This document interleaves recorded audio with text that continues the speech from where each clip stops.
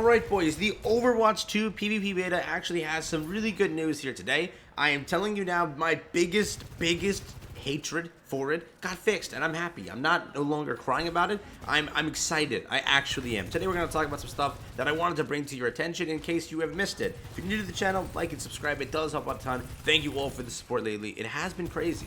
Now again, to give you a little bit of background on what is happening over here in Overwatch, remember we had a developer blog either yesterday or the day before, which gave us information on things to look forward to in the coming days. And guess what? As promised, they did deliver on their promises, and we do have some of the coolest things, and one thing that everyone requested. Literally, the biggest thing plaguing Overwatch 2 right now, there's endless things, you know, but there is one that is the most annoying. It is the fact that you can't get into a damn game. It doesn't happen. You be sitting there forever in row queue, just trying to get in, right? This usually says 9 minutes, tank says 11 minutes, 12 minutes, support says 2 minutes, literally. You can load into a support game, 10 seconds to get a game.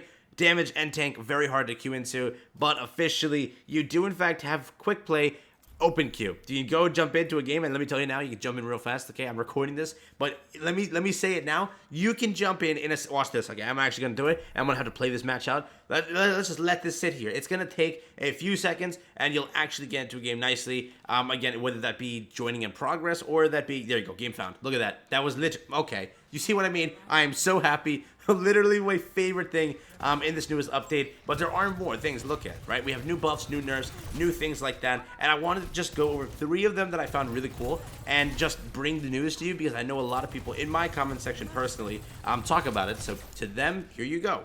So again, to start with some of the key buffs, I'm not going to go through all of them, but just the key ones that I found really good. The new character now has a little bit of an easier time for players that don't have the greatest of aim. The railgun projectile has been increased from 0.05 to 0.1, which is pretty good. And the power slide actually got reduced from 7 seconds to 6 seconds. Now a little bit faster, you can actually unlock the power slide and just have a little bit more movement in the game, which is very nice. I'm actually very excited about that one.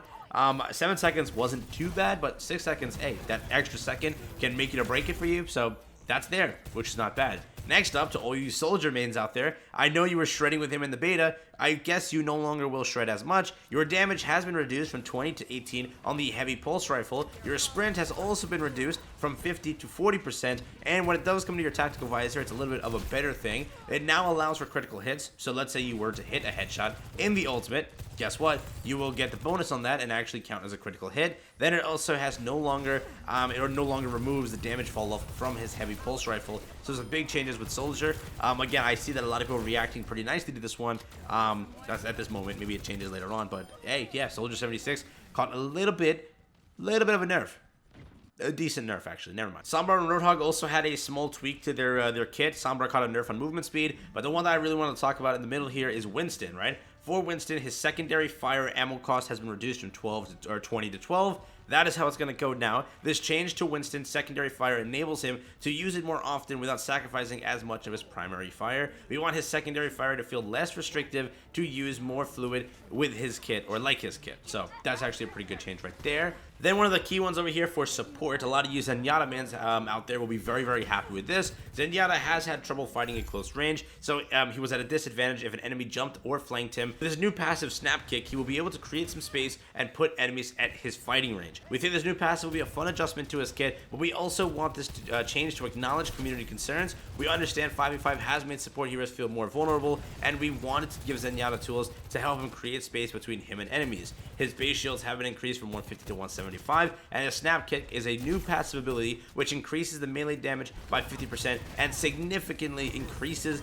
its knockback. You literally can just boop them back like Lucio with his kick now, and that is the entire idea around Zenyatta. And this change actually could be very good for him because, again, in this newest meta, supports get jumped on, and they get jumped on fast. And when they do, you don't have a tank protecting them, you have nothing actually shielding them, helping them just survive. They die right away, and Zenyatta was a key person in this, a key problem with that, hence why a lot of people didn't run Zenyatta over here. In Overwatch 2, you definitely see a lot of Lucios, a lot of Annas, and a lot of Bridgets. I currently see that a lot also. You want to say Moira, she's there too. I'm not going to lie, I see Moira a lot as well.